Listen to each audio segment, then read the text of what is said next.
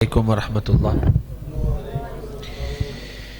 الحمد للہ نحمده ونستعینه ونستغفره ونعوذ باللہ من شرور انفسنا ومن سیئات اعمالنا من يهده الله فلا مضل له ومن يضلل فلا هادي له ونشهد ان لا اله الا الله وحده لا شريك له ونشهد ان محمدا عبده ورسوله۔ اللهم صل على محمد وعلى آل محمد كما صليت على إبراهيم وعلى آل إبراهيم إنك حميد مجيد۔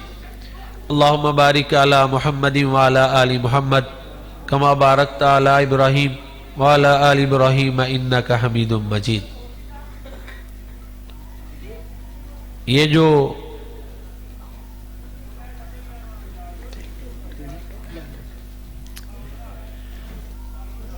جو میں نے ابھی آپ کے سامنے خطبہ کے الفاظ پڑھے ہیں، یہ وہ خطبہ ہے جو پیارے نبی کریم جناب محمد مصطفیٰ پڑھیں صلی اللہ علیہ وآلہ وسلم، جب بھی خطبہ ارشاد فرماتے یہ پڑھتے۔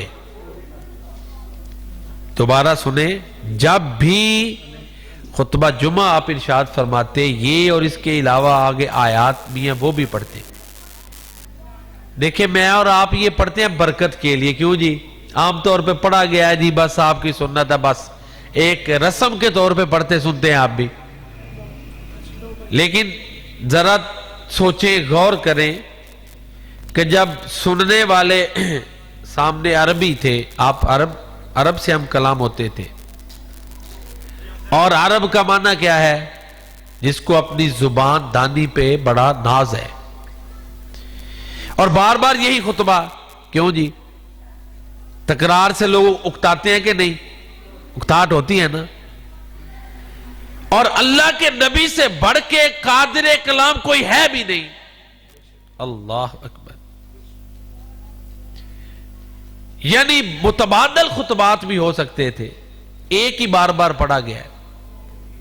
اور میرا نبی تو وہ ہے کہ جو اپنے بارے میں فرماتے ہیں اللہ نے مجھے 6 ایسی خوبیاں دی ہیں جو کسی اور کو نہیں دی، اور نبیوں پر ان 6 خوبیوں کی وجہ سے اللہ کے نبی فرماتے ہیں مجھے فضیلت دی گئی۔ فضلت علی الانبیاء ب6، 6 خوبیوں کی وجہ سے اللہ کے نبی فرماتے ہیں، اور بھی ہیں لیکن اس حدیث میں 6 ہیں۔ ان میں ٹاپ آف دی لسٹ ہے اعطیت جوامع الکلم، سر فہرست خوبی کہ آپ کو جوامع الکلم عطا کیے گئے۔ قرآن کریم کے بعد اس کائنات میں سب سے اعلیٰ اولا اور افضل کوئی کلام ہے، بہترین جامع مکمل کوئی کلام ہے تو وہ پیارے نبی کریم صلی اللہ علیہ وسلم کے فرامین ہے۔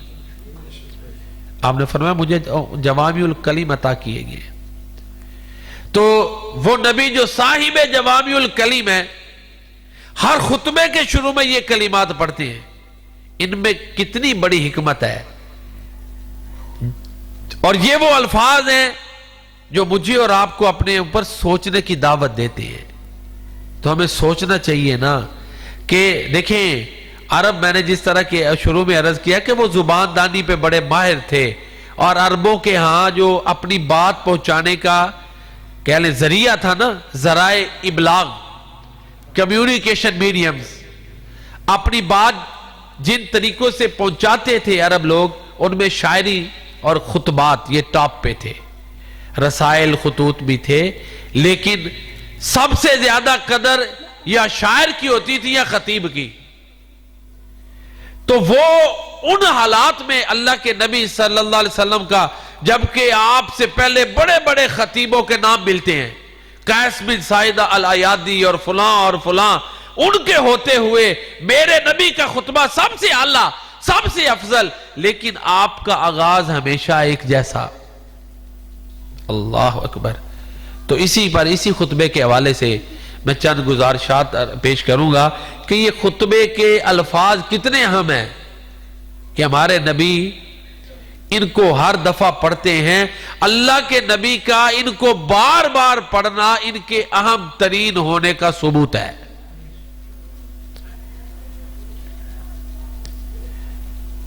پھر جو عرب کے خطبہ انداز اپناتے تھے، آپ کا انداز خطابت بھی سب سے ہٹ کر ہے، یہ بھی معجزہ ہے۔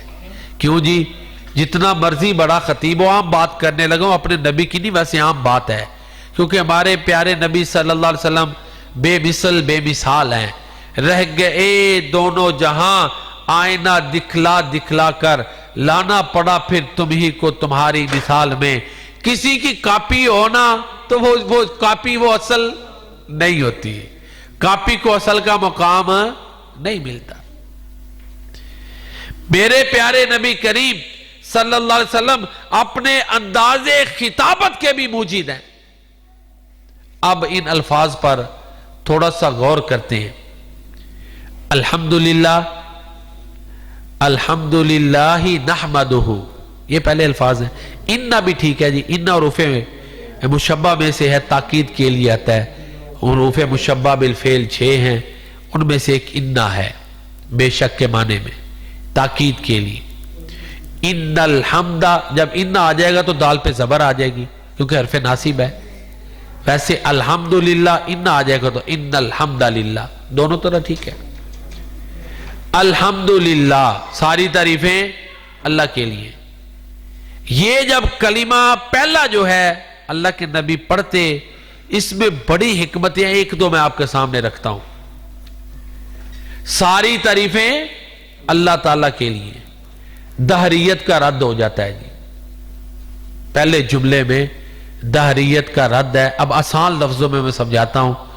جو یہ کہتے ہیں نا کہ کائنات خود بخود بنی ہے، کوئی بنانے والا نہیں ہے، کائنات یہ نیچر ہے، فطرت ہے، خود یہ سسٹم چل رہا ہے، تو اس کا رد پہلا یہ جملہ ان الحمدللہ، کائنات خود بخود نہیں بنی، اس کا جو بنانے والا ہے وہ اللہ ہے، اور ساری تعریفیں اسی کے سزاوار ہیں۔ دہریت کا رد ہے، جو اللہ کو نہیں مانتے، بہت بڑی تعداد ہے ان لوگوں کی۔ ایک حکمت تو یہ ہے۔ دوسرا، اللہ اکبر، شرک کا رد ہے۔ الحمدللہ کہہ دیا تو شرک کا رد ہے۔ دیکھیں ایک پہلے جملے میں ہی کتنی جامعیت ہے کہ ساری تعریفیں تو اللہ کے لیے ہیں، تو باقی سب کچھ ختم ہو گیا۔ پھر جب ہم نے کہہ دیا الحمدللہ رب العالمین، ساری تعریفیں اللہ کے لیے جو تمام جہانوں کا رب ہے۔ اگر کوئی طاقتور ہے تو اس کا کوئی کمال نہیں، اس میں اللہ کی عطا ہے، تو اس کے نتیجے میں تعریفیں کس کے لیے ہیں؟ اللہ کے لیے۔ اگر کوئی بڑا خوش الہان ہے تو پھر بھی تعریفیں کس کے لیے؟ اللہ کے لیے ہیں۔ اگر کوئی بڑا ذہین عالم ہے تو اس کی میں ختم ہو گئی جی، کیوں جی؟ میں ختم ہو جاتی۔ جب یہ کہہ دیا الحمدللہ تو تعریفیں ساری اللہ کے لیے، پھر یہ میں اور اپنا یہ بڑا پن یہ ختم ہے۔ تو ساری تعریفیں اللہ کے لیے کیوں ہیں؟ قرآن پڑھ لیں، اس کی بڑی اس معنی میں آیات ہیں، کیونکہ وہ رب العالمین ہے، وہ سب لوگوں کو پیدا کرنے والا، پالنے والا، کائنات کا نظام چلانے والا ہے، اس لیے ساری تعریفیں اللہ کے لیے ہیں۔ وہ رحمان ہے، وہ رحیم ہے، وہ جزا کے دن کا مالک ہے، اس لیے اس کے لیے ساری تعریفیں ہیں۔ سورہ انعام کے شروع میں اللہ کہتے ہیں الحمدللہ الذی خلق السماوات والارض وجعل الظلمات والنور ثم الذین کفروا بربہم یعدلون۔ ساری تعریفیں اس اللہ کے لیے ہیں جس نے آسمانوں اور زمین کو پیدا کیا، جس نے نور اور اندھیروں کو پیدا کیا۔ ساری تعریفیں اللہ کے لیے کیوں ہے؟ کیونکہ وہ ذات ہے۔ سورہ الکہف کے آغاز میں اللہ فرماتے ہیں الحمدللہ الذی انزل علی عبدہ الکتاب ولم یجعل لہ عوجا۔ ساری تعریفیں اس اللہ کے لیے ہیں جس نے کتاب کو اتارا اور اس کتاب میں کوئی ٹیڑھ نہیں ہے۔ اس کتاب کو جو پڑھے گا وہ سیدھے رستے پر چلے گا، اور وہ سیدھا جنت والا رستہ ہے، اللہ کی رضا والا رستہ ہے۔ تو یہ کتاب جس اللہ نے اتاری، ساری تعریفیں اس کے لیے۔ تھوڑا سا اس پہ غور کرتے ہیں۔ دیکھیں جی، قرآن کریم کا موضوع انسان ہے. ٹھیک ہے جی, مقصد کیا ہے؟ انسان کی فلاح. قرآن کریم کے نازل کرنے کا مقصد کیا ہے؟ انسان کی نجات, انسان کی کامیابی, انسان کی فلاح. ساری انسانیت مل جاتی. چیلنج بھی ہے, قرآن مجید جیسا کلام لا سکتی؟ نہ لا سکی ہے نہ لا سکے گی. ذرا جو میں بات سمجھانی چاہتا ہوں نا, تھوڑا میری طرف توجہ رکھیں گے, پھر بات سمجھ آئے گی. کچھ باتیں روایتی انداز سے ہٹ کر ہیں, یہ غور طلب باتیں ہیں جو میں آپ سے کر رہا ہوں. دیکھیں قرآن کیا ہے؟ زندگی گزارنے کے قوانین ہے نا, کوڈ آف لائف, ضابطہ حیات ہے. اس میں ہر ایک کی خیر اور بلائی ہے.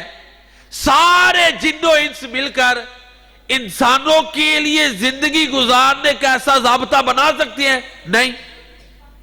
انسان کھپ جاتے, انسان تھک جاتے, انسانوں کی بھلائی کے لیے ایسا قانون بنا سکتے نہیں تھے. تو کتنا پھر اللہ کا یہ انعام ہے کہ انسانوں کی بھلائی اور خیر کے لیے بنا بنایا قانون اس نے قرآن کی شکل میں نازل کر دیے عبدالآباد کے لیے. انسان کے بس کی بات ہی نہیں ہے کہ ایسا قانون بنا سکے. تو اس لیے جس رب نے انسان, ہر دور کے انسان کے لیے, زندگی کے کسی جو ہے نا موڑ پہ رہنے والے انسان کے لیے, دنیا کے کسی خطے میں بسنے والے انسان کے لیے, ہر ایک کے لیے اللہ نے قانون بنا دیا ہے. اور کبھی ایسا بھی نہیں, کیوں جی, ایک قانون بنتا ہے, بعد میں اس کی خرابیاں ظاہر آتی ہیں, پھر اس کو بدلتے ہیں. ہوتا ہے کہ نہیں؟ انسانوں کے بنائے ہوئے قوانین میں سکم رہ جاتا ہے, خامیاں رہ جاتی ہیں.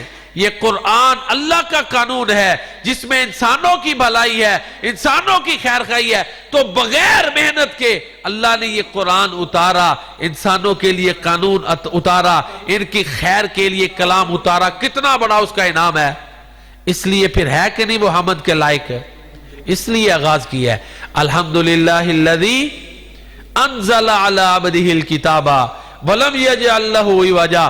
ساری تعریفیں اس اللہ کے لیے ہیں جس نے قرآن اتارا اور اس قرآن میں کوئی ٹیڑھ نہیں ہے. صرف قرآن پر ہی غور کرے نا کہ کتنا بڑا انعام ہے, تو انسان کی عقل دنگ رہ جاتی ہے کہ قرآن جو اللہ نے نازل کیا ہے یہ کتنا بڑا انعام ہے. بنا بنایا قانون ہے جس میں کوئی سکم نہیں ہے, ہر دور کے لیے رہنما ہے. تو عرض یہ کر رہا تھا, ساری تعریفیں اللہ کے لیے. جب الحمدللہ پیارے نبی کہتے, بیٹا کٹھے نہ بیٹھیں, الگ الگ ہو کے بیٹھ جائیں, کچھ ادھر آ جاؤ, ادھر باتیں نہیں کریں, شاباش, توجہ سے سنیں.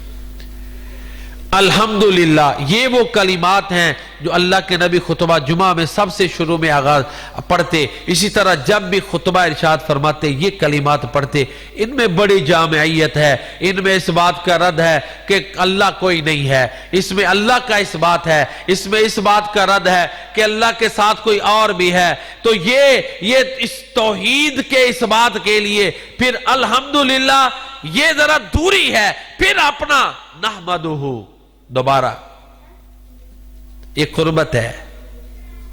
دیکھو جی بعد وقت وہ بڑا اچھا ہے جی, ایک جنرل تبصرہ ہے نا, تو جب میں کہتا ہوں بڑا اچھا ہے, ساری تعریفیں اللہ کے لیے, میں تسلیم کرتا ہوں کہ ساری تعریفیں اللہ کے لیے, یہ زیادہ تاکید ہے. میرے نبی کے جملہ میرے نبی جب جملہ دہراتے ہیں اس میں حکمتیں ہیں, اس میں بڑی وزڈمز ہیں, دانائیاں ہیں جو غور و فکر سے سمجھ میں آتی ہیں. الحمدللہ جنرل ہے نا, ساری تعریفیں اللہ کے لیے. لیکن اب قربت, اپنی بندگی, اپنا عجز اور اپنی بے بسی یہ کہہ کے مزید ظاہر کر دی, نحمدہ, ہم اس کی تعریف کرتے ہیں, ہم اس کی حمد کرتے ہیں. تو میرے پیارے نبی دیکھیں 2 مرتبہ لفظ حمد شروع میں استعمال کرتے ہیں. اللہ اکبر, یہاں سے میرے رب کی کبریائی سمجھ آتی ہے. اور یہ وہ خطبہ ہے جو میرے نبی بار بار پڑھتے, صحابہ بار بار سنتے اور اکتاتے نہیں تھے.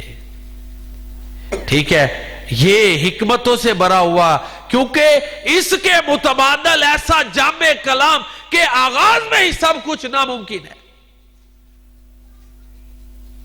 پھر اس کے بعد نحمدہ ونستعینہ، ہم اس سے مدد مانگتے ہیں. صرف ہر کام میں مدد کس سے مانگنی ہے؟ اللہ سے. تو یہ دین پر عمل کرنے میں کس سے مدد مانگنی ہے؟ اللہ سے. دین کی بات آگے پہنچانے کے لیے مدد کس سے مانگنی ہے؟ اللہ سے. لوگوں کی سوچیں بدل جائیں، وہ اللہ کی توحید کو قبول کر لیں، دعوت حق کو قبول کر لیں، اس کے لیے مدد کس سے مانگنی ہے؟ اللہ سے. اپنا کوئی کمال نہیں. نستعینہ جب کہہ دیا تو ساری عظمت اللہ کے لیے کہ اس کی مدد کے بغیر ہم کچھ بھی نہیں ہیں. یہ ہماری تربیت ہے. بار بار اللہ کے نبی یہ پڑھتے تھے. یہ چیز صحابہ کے ذہنوں میں پیوست کرنے کے لیے. میں تو اور آپ رسمن پڑھتے ہیں، ہم خطبہ آپ بھی سنتے ہیں، بس خطبہ ہو رہا ہے، بس جی ٹھیک ہے جی، بس اوکے خطبہ ہو گیا ٹھیک ہے. اس میں جو گہرائیاں ہیں ادھر ہمارا دھیان جاتا ہی نہیں. وَنَسْتَعِينُهُ، ہم اس سے مدد مانگتے ہیں. پیارے نبی نے سکھا دیا کہ مدد مانگنی ہے تو اللہ سے مانگنی ہے. سیدنا عبداللہ بن عباس رضی اللہ تعالیٰ عنہما پیارے نبی کریم صلی اللہ علیہ وسلم کے پیچھے سوار تھے. میرے نبی کا انداز ہے نا، یا غلام، فرمایا اوہ لڑکے، یہ ایک انداز ہے قریب کرنے کا. عمر کا کزن تھے نا، عمر کا فرق تھا، چھوٹے بچے تھے عبداللہ بن عباس. تو پیارے نبی نے یہ ایک متوجہ کرنے کی بات ہے. فرمایا ہاں اللہ کے نبی حاضر ہوں. ارشاد فرمایا اللہ کی حفاظت فرما، وہ تیری حفاظت فرمائے گا. احفظ اللہ تجدہ تجاہک، جو معاہدات اللہ سے کی ان کو پورا کر تو اللہ کو سامنے پائے گا. وَإِذَا سَأَلْتَ فَاسْأَلِ اللَّهِ، جب مانگے اللہ سے مانگ. وَإِذَا اسْتَعَنْتَ فَاسْتَعِنْ بِاللَّهِ، جب بھی مدد مانگے اللہ سے مانگ. وَنَسْتَعِينُهُ وَنَسْتَغْفِرُهُ، ہم اس سے اپنے گناہوں کی بخشش طلب کرتے ہیں. انسان کے اپنے رویے حق کی قبولیت میں رکاوٹ بنتے ہیں. آپ انبیاء کی تاریخ دیکھ لیں، حق کو سب سے پہلے کون لوگ قبول کرتے تھے؟ غریب غربا. کیوں غریب غربا؟ کیوں؟ ان کے لیے رکاوٹیں معاشرے کی زیادہ نہیں ہوتی. جیسے جیسے بندے کا سٹیٹس اب چاہتا ہے نا، پھر اس کے لیے رکاوٹیں زیادہ ہوتی ہیں. اس کا لائف سٹائل، ایک بندے کی زندگی کا سارا، مثلا آج کے دور میں ایک کا سارا معاملہ ہی سود سے جڑا ہوا ہے. اس کو پتا ہے میں اس کو چھوڑوں گا، میرے ساتھ تو کسی نے اسلام بھی نہیں کرنی. وہ چھوڑے گا اس کو؟ نہیں. ایک طرز حکمرانی ہے، وہ سارا اسلام سے ہٹ کے ہے، اس کی وجہ سے وہ بادشاہ بنا ہوا ہے، وہ چھوڑے گا؟ ہرکل کو بات سمجھ آ گئی تھی، روم کے بادشاہ کو بات سمجھ آ گئی تھی. لیکن اب دو چیزیں تھی، روم کی بادشاہت یا اسلام. ظاہر ہے ادھر دوسرے فرقے کو مانتے ہیں جی، کیوں جی ووٹاں نہیں کھلو جی. ہاں دوسرے فرقے والوں دیندے نے ووٹ نہیں نہ دیندے تو جی مذہب ہی دوسرا ہے. یہ تو سب مسلمان ہیں، ایک نبی کے ماننے والے ہیں، پھر بھی یہ ہوتا ہے کہ نہیں؟ فرقوں کی اثر سیاست پہ پڑتا ہے. تو وہ تو عیسائیت سے اسلام قبول کرتا، انہوں نے بادشاہ رہنے دینا تھا. پھر ایک چیز تھی تو یہی ہے نستغفرو، انسان کی اپنے سٹینڈرڈ، انسان کی اپنی جو ہے لائف سٹائل، انسان کی اپنی چودراہٹیں، یہ حق کی قبولیت میں سب سے زیادہ رکاوٹ بنتی ہے. اس لیے کہا نستغفرو، ہم اس سے بخشش طلب کرتے ہیں کہ ان رکاوٹوں کو وہ دور کرے، شرح صدر کرے. جب یہ ہو جاتا ہے تو پھر صہیب رومی اللہ اکبر مکہ مکرمہ میں آئے نا تو ہجرت کرنے لگے، مال بھی ساتھ لے جانے لگے. مکہ والوں نے روکا، ہاں بھائی صہیب کدھر جا رہے ہو؟ یہ مال لے کے ہجرت کرنے لگا. بہت بڑے تیر انداز تھے. کہتے اگر تم نے میرا رستہ روکا نا تو یہ جتنے تیر ہیں نا یہ تو میں خالی کروں گا نا، اتنے تو تمہارے لوں گا نا، پھر تم مجھے جو مرضی کہہ لینا. اب وہ کہتے کیا ہیں؟ یہ مال تم لے کے جا رہے ہو، جب مکہ میں آئے تھے تو غریب تھے، سمجھ گئے. کہتے اچھا مال مانگنا چاہتے ہو؟ ہاں.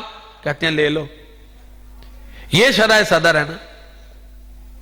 سارا کچھ وہاں پہ مال چھوڑا, اللہ اکبر, اللہ کے نبی کے پاس چلے گئے.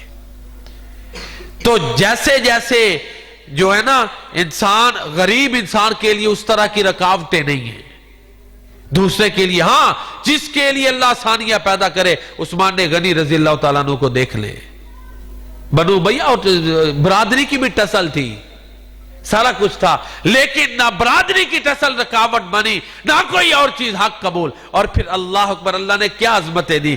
چچے نے منگنی ہوئی تھی نا پہلے چچے کے گھر, چچے نے کہا دیکھاں گے عثمان بھائی تجھے رشتہ کون دیتا ہے. تو پھر اللہ نے کیا کیا, وہ چچے کا تو کیا حیثیت, اللہ نے کائنات کی سب سے افضل ہستی اللہ کے نبی کی 2 بیٹیاں عثمان کے نکاح میں باری باری دے دی. یہ رتبہ بلند ملنا تھا جس کو مل گیا.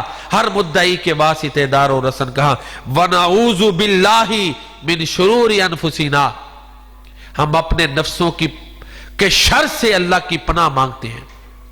نفسوں کے شر, یہ نفس, اس کی خواہشات, تمنائیں, گناہوں کا وبال اس پر, یہ حق کی راہ میں رکاوٹ ہوتا ہے.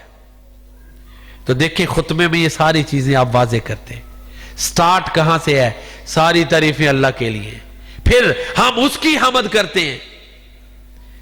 چونکہ ساری تعریفیں اس کے لیے, اس لیے ہم اس کی حمد کرتے ہیں. اس سے گناہوں کی معافی مانگتے ہیں. اپنے نفوس کے شر سے ہم اس کی پناہ میں آتے ہیں. وَمِن سَيِّئَاتِ أَعْمَالِنَا, اپنے عملوں کی برائی سے بھی ہم اس کی پناہ میں آتے ہیں. بعض دفعہ کاموں کا ایسا ایک جال بن لیتا ہے انسان کہ اس میں خود ہی پھنس جاتا ہے, پھر اس کے لیے سیدھی راہ کی طرف جانا مشکل نہیں ہے. مجھے اچھی طرح یاد ہے ایک آدمی ایک کام کر رہا تھا, مثلا اس نے رائے دی ہوئی, خود بھی عمل کر رہا ہے, پرچار بھی کر رہا ہے. کچھ عرصے بعد اس کو پتا چل جائے کہ میں غلطی پر ہوں, تو پھر لوگ بھی تو باتیں کریں گے نا. تو کئی لوگ جی ہم تو اتنے عرصے سے کر رہے ہیں, اب کیسے چھوڑیں, آ گیا نا عمل رکاوٹ. ہم, میں, آپ نہیں. جب اللہ کے نبی کی بات آ گئی پھر سب کچھ ختم. یہ توفیق اللہ تعالیٰ عطا فرماتے ہیں. یہ شرع صدر ہے, یہ میں دوسرا تیسرا کوئی حجت نہیں ہے. حجت اللہ اور اللہ کے رسول کی بات ہے. خلاصہ یہی آخر میں, آج بڑی مشکلات ہیں, ہمارا ملک مشکلات میں گرا ہوا ہے, معاشی طور پر گرا ہوا ہے. حل یہی ہے کہ ہم قرآن کو صحیح معنوں میں اپنائیں اور سنت کو اپنائیں. ہمارے مسائل کا حل قرآن اور سنت میں ہے. اقبال نے کہا, میں اکثر یہ اس کا شعر پڑھتا ہوں, وہی دیرینہ بیماری, وہی نامحکمی دل کی, علاج اس کا وہی آب نشاط انگیز ہے ساقی. خلاصہ گفتگو یہ ہے کہ پیارے نبی یہ خطبہ مسنونہ ہر موقع پہ پڑھتے تھے. اس میں بڑی حکمتیں ہیں, اس میں توحید ہے, شرک کا رد ہے, دہریت کا رد ہے, اپنی عاجزی ہے, اپنے نفس کی شر سے پناہ ہے, اپنے اعمال کی شر سے پناہ ہے. اللہ رب العزت کی بارگاہ میں دعا ہے کہ اللہ تعالیٰ جو میں نے بیان کیا آپ نے سنا, اپنی بارگاہ میں قبول فرمائے, اور اللہ تعالیٰ ہمارے لیے نیکی کو آسان فرمائے. آخر میں اپنے بزرگ حافظ عبدالرحمن سلفی صاحب, ان کو مبارک دیتا ہوں کہ انہوں نے یہ پروگرام رکھا, ان کا شکر گزار بھی ہوں کہ انہوں نے موقع دیا. اللہ تعالیٰ آپ سب کو, ہم سب کو شاد باد رکھے اور انہیں جزائے خیر عطا فرمائے. شکریہ. السلام علیکم.